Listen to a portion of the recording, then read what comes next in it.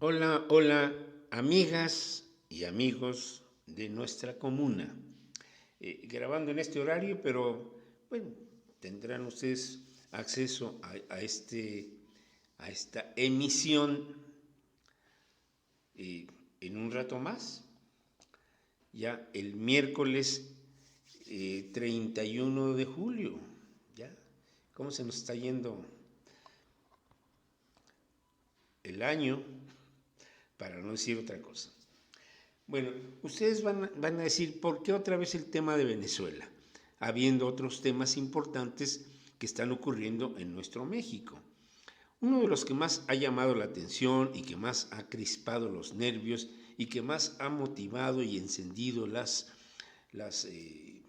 posiciones de los participantes en la vida política de nuestro país es el tema del Mayo Zambada. Y como dijo nuestro muy cauteloso, inteligente y hábil político que es el presidente Andrés Manuel López Obrador, hay que esperar a tener más información, a que quede claro que no sean especulaciones ni conjeturas de que si fue, que si no fue, que salió de acá, que iba uno y llegaron tres y que del otro lado lo estaban esperando y que de este lado dicen que se lo... Hay que esperar. Y yo voy a esperar. Otros temas que están relacionados con nuestro país es este asunto de que sigue la controversia, el choque de los que están tratando de impedir el plan C y desde luego la reforma al Poder Judicial de la Federación. Y les debe haber acalambrado mucho que Joe Biden, que está a unos meses de entregar la presidencia de Estados Unidos, ya lanzó una propuesta, una iniciativa, no sé, en Estados Unidos, yo creo que debe ser así lo mismo, una iniciativa para estudiar la situación del Poder Judicial en Estados Unidos.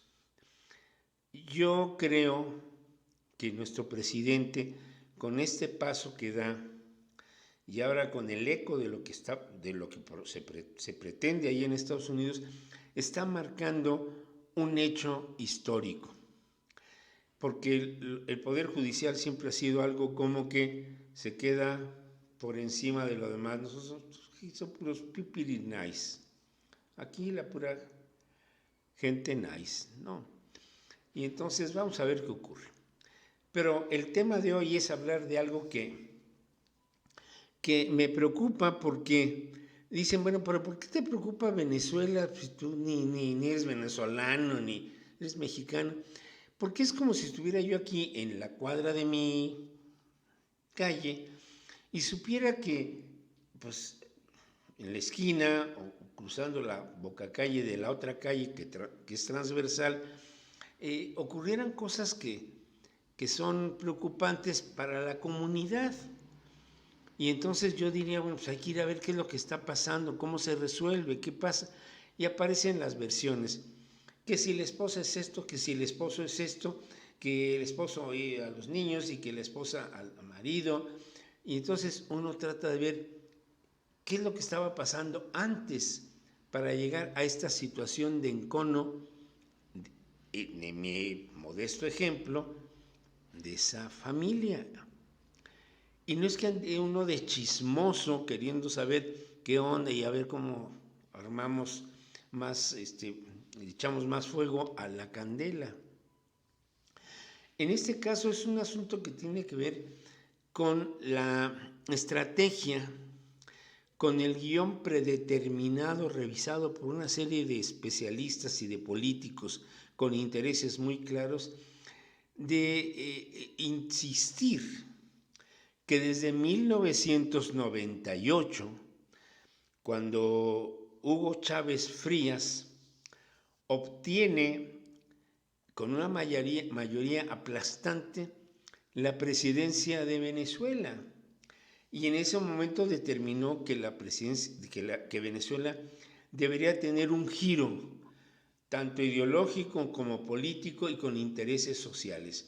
¿Por qué? Porque Venezuela tenía ya un largo historial de presidentes que surgían de dos partidos. Había dos partidos, no me acuerdo los nombres, ¿no?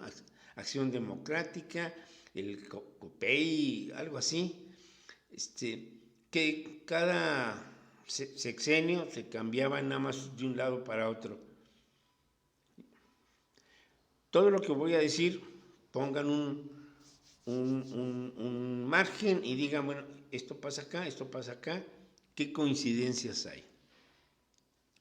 Bueno, llega este señor porque se da cuenta desde 6 años antes que intenta inclusive un golpe de Estado, porque se da cuenta de la corrupción del gobierno y del abandono que tiene el pueblo cuando los gobernantes están haciendo grandes negocios con las petroleras.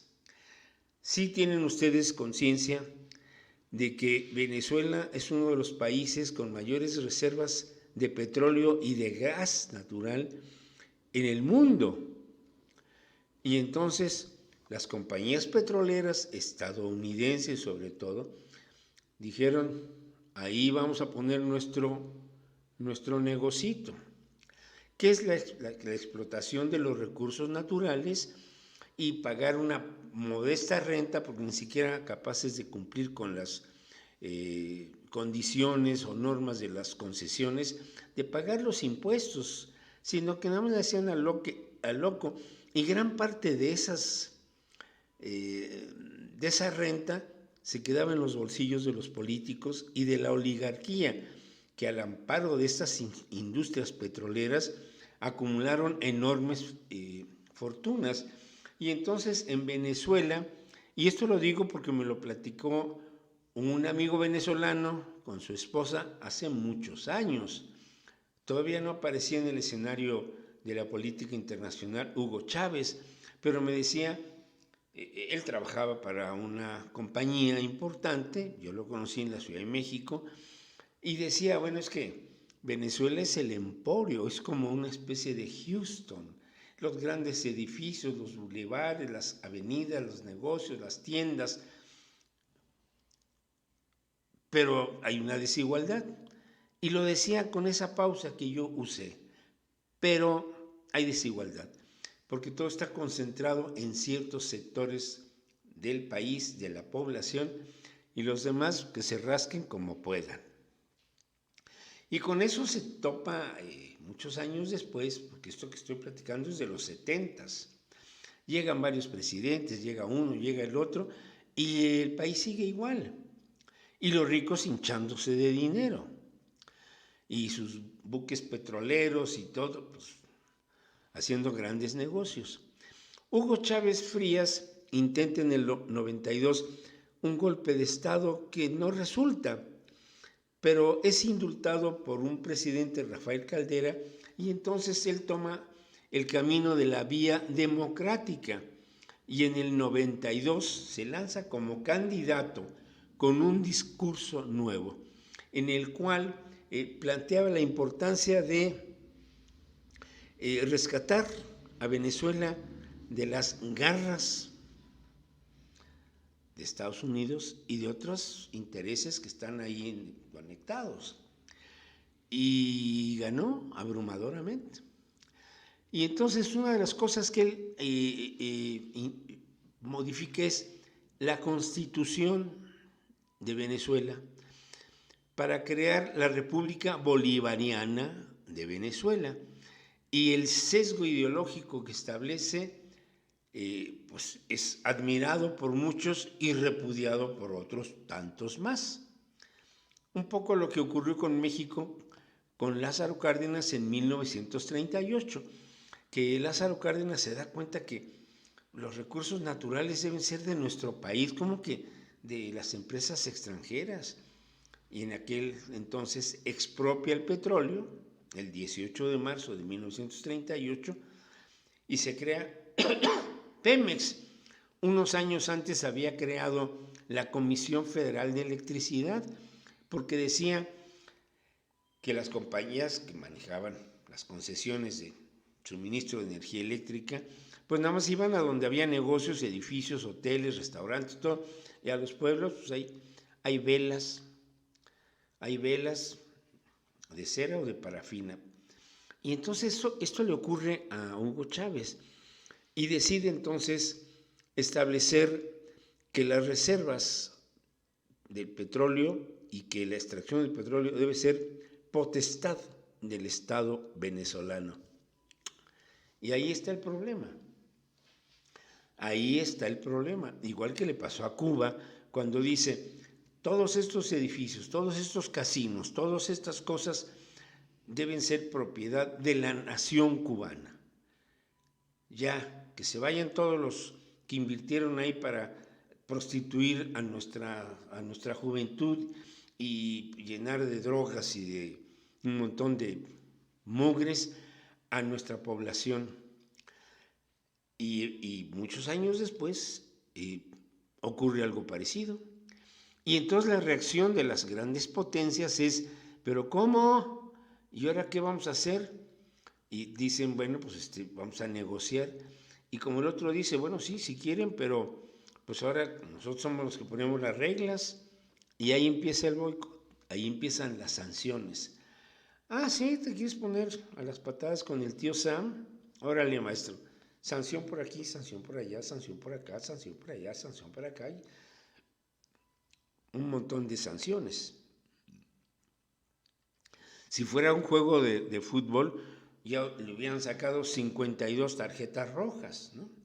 Pero él no se fue, él se preocupó por los pobres, por las viviendas, por la educación, por la salud, y se encontró con un escenario terriblemente catastrófico. Porque si bien estaban muy bonitas las avenidas, todo, pero este lado. Entonces creó este programa que intenta continuar con esta visión el gobierno de Nicolás Maduro, porque él es el heredero del legado de Hugo Chávez. Cuando él muere prematuramente, porque era un hombre joven, Nicolás Maduro queda su hombre más cercano, pues queda como heredero legítimo. Y bueno, pues entonces se lanza a la presidencia, ha seguido trabajando con los problemas de que a Venezuela no le compren, a Venezuela no le vendan, a Venezuela no le compren, a Venezuela no le vendan. Es más, ni siquiera los volteen a ver. Y ha sido una lucha heroica, ha sido una lucha heroica. Y entonces se dice que hay una dictadura, que es un tirano y que es un asesino y que es un criminal, pero esas voces que hablan así, que están en México, en Estados Unidos, en España y en muchos países, yo les pregunto, ¿alguna vez dijeron algo ligeramente parecido de Augusto Pinochet? ¿De Francisco Franco en España? Augusto Pinochet modificó la Constitución y asesinó a un montón de gentes y tenía el ejército en las calles para poner el orden. Y Francisco Franco, pues ya sabemos, ¿no? De la guerra civil, toma el poder y se pasa ahí 40 años religiéndose. Es más, ni siquiera se reelegía, era el caudillo y el excelentísimo general Francisco Franco. Y Augusto Pinochet y otros dictadores que hubo ahí en Brasil, y ya lo dije, en algunos países ahí de esa zona, en donde pues, todos llegan al poder y quieren ponerse al servicio de Estados Unidos, para acabar pronto. Y Nicolás Maduro dice, no, vamos a luchar. Y se vuelve a reelegir y dicen, ¿pero por qué se reelige? Bueno, en Estados Unidos hubo un gran presidente demócrata que se reeligió 3 veces y de ese no dicen nada. Nada más dicen de los que están atentando contra los intereses de este país del norte. ¿Y qué está pasando? Y qué es por lo que a mí me incomoda, porque digo, antes de que cerraran las casillas ya habían salido a decir que tenían ellos la victoria. Y me acordé de la señora X que salió a decir, señores, ganamos aquí, ganamos allá. finalmente quiero decir que ya ganamos y todo el mundo aplaudió, bueno, los que estaban ahí y sus mequetrefes que estaban ahí del PRIAN. Y después dijo, debo reconocer que los resultados no me son favorables y ya hablé con la doctora Claudia Sheinbaum para reconocer la situación. Ese fue un gesto de decencia y de honestidad y de humildad.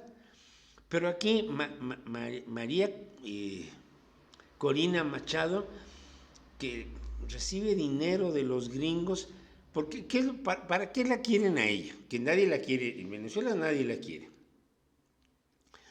Para que les regrese la potestad sobre los recursos naturales y se vuelva a convertir en el emporio de la riqueza petrolera Venezuela en beneficio de los intereses de las oligarquías. Y van y entonces crean un ambiente hostil. Y ya había pasado, ya les ha pasado en el 2018. En el 2018 la oposición dijo, no vayan a votar, absténganse de ir a votar. Igual que aquí cuando se habló de la revocación de mandato, la oposición dijo, no vayan a votar, ignoren al gobierno. Y aquella vez lo hicieron. Y entonces no son demócratas los de la oposición en general, porque son de la derecha y son fascistas. Y son fascistas, que quiere decir que si no es por las buenas va a ser por las malas, pero yo tengo que sacar ventaja. Y no les importa el pueblo, no les importa el país, que eso es lo más triste, porque estos que están implicados en este asunto son venezolanos, pero en realidad no quieren a Venezuela. No les importa el pueblo venezolano, no les importa el país como nación. Lo que les importa es poder regresar a seguir con los negocios de explotación y de abuso. Y por eso toqué el tema. Lo que quieren, lo que pretenden, les va a salir mal. La oposición de la derecha, salvo que de veras tuvieran al ejército, como pasó en otros países de Sudamérica, como Pinochet, que traiciona a Salvador Allende y que manda bombardear el Palacio de la Moneda en Santiago de Chile. salvo ahí. Pero aquí el ejército bolivariano es leal a la nación. Y están sacando imágenes los de las empresas de comunicación extranjeras, que son imágenes de hace muchos años. No está pasando lo que dicen que está pasando. Si hay estallido social, hay chispazos. Incendian una farmacia, incendian un hospital, incendian una escuela, para lastimar ¿a quién? Al pueblo. La derecha fascista no le importa el pueblo, lo que le importa son sus mendigos intereses. Por eso toqué el tema. Y bueno, esto calienta. Bueno, amigas, amigos, ya me voy. El tiempo me está diciendo, ya párale. Entonces, bueno, les deseo un buen miércoles. Para el viernes nos vemos, ya saben, para hablar de películas. Tengo ahí ya 2 opciones, pero eso ya es para el viernes. Por lo pronto, tengan un poco de tiempo, si quieren, si se animan, para ver lo que está ocurriendo y contrasten las noticias. Por un lado dicen que el pueblo está odiando a Maduro y que ya quieren liberarse, y por el otro lado el pueblo dice lo que no queremos a los fascistas de la oposición en nuestro país. Ya me voy. Nos vemos. Se me cuidan bien. Denme un like. Compartan. Y gracias a quienes me están haciendo el favor de, al leer mi banderita, apoyar mi causa. Se los agradezco mucho. Cuídense. Se portan bien. Nos vemos el viernes.